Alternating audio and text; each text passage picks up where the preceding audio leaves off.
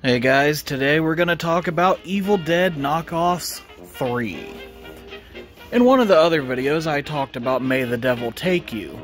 It was an Indonesian, I want to say, love letter to Evil Dead. Not so much a knockoff. It had some of its own ideas, but it was definitely heavily influenced by Evil Dead. There was no hiding that. Well, the sequel, May the Devil Take You 2, came out a little while ago. I just now finally got around to watching it. And it's much like the first movie, minimal storyline, but it gets straight to the action. But unfortunately, at almost 2 hours long, it does drag at times. But there are constant, subtle background scares that you may not even notice at first. But then there is also just in-your-face, over-the-top, ridiculous, almost comical stuff like Evil Dead 2 that happens throughout. There's great practical effects, but some shoddy CG ones here and there, unfortunately, but not enough to ruin the movie.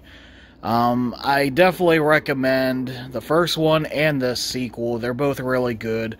The ghosts, demons, whatever, and the possessed have great, creepy designs, and it is just very effective throughout the movie. I can't recommend these movies enough. Next is Idle Hands. I didn't really care for this one growing up. I know a lot of people did, and a lot of people probably still do say that it's amazing, but I doubt any of them have watched it in the past 10 years or so, because I sincerely doubt that it holds up. Basically, if you take the concept of Ash getting his hand possessed and then chopping it off in Evil Dead 2, that's literally the entire premise of Idle Hands. Only this movie is a comedy with horror elements, which I usually hate. I don't mind horror movies with comedic elements, that just plays a lot better. The only thing that Idle Hands had going for it was Devon Sawa in the lead, who was my sexual awakening. But like I said, not really an Evil Dead knockoff, but obviously they took that one scene and then stretched it out for an entire fucking movie. Todd and the Book of Pure Evil is a TV show. It's definitely a comedy with horror elements. It's okay. A lot of the episodes are really repetitive, and it does kind of go on too long. But it's a fun watch every now and then. Definitely highly influenced by Evil Dead, with just the book, obviously, and people reading the book, and bad, evil things happening, blah, blah, blah.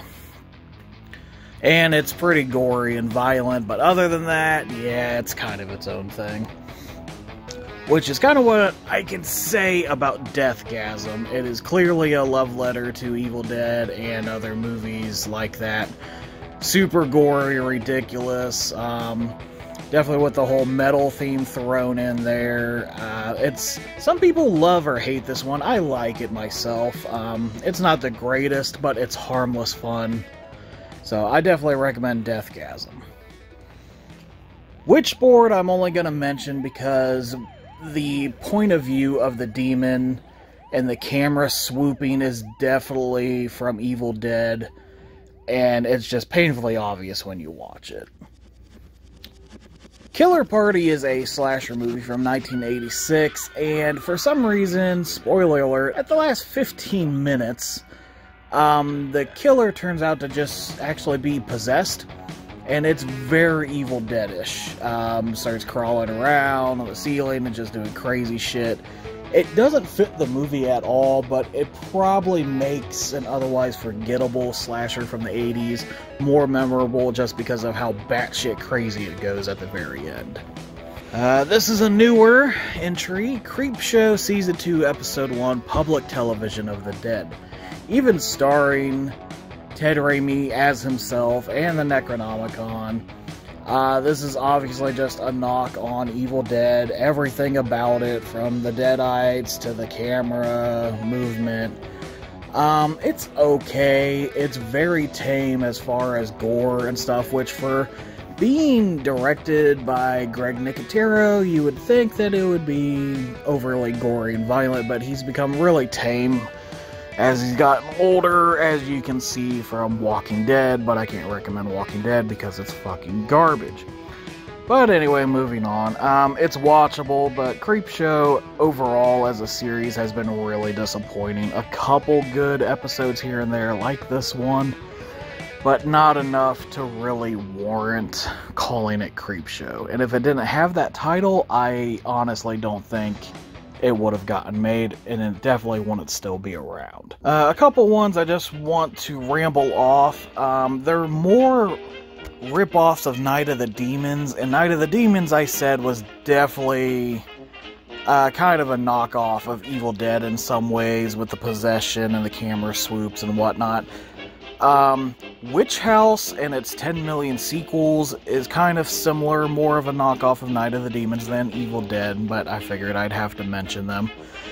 Witch House is very dull, very little happens, and then by the time you know it, it's over. So I can't recommend that at all. The Convent, on the other hand, is a knockoff of Night of the Demons through and through, and it is over-the-top, ridiculous, dumb fun. I cannot recommend The Convent enough. That's all I have for this episode, guys. I'm sure I'll make a Evil Dead Knockoffs Part 4 eventually. There's always going to be more people knocking off of a, famous franchise, because nobody has original ideas anymore. If you can think of any that I haven't mentioned in these 3 videos yet, let me know. I know there's a lot that people suggested online, but I just didn't see any connection to Evil Dead other than just possessions.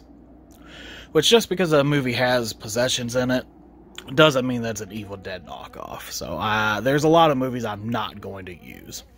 But, alright guys, thanks for watching, and I'll see you next time.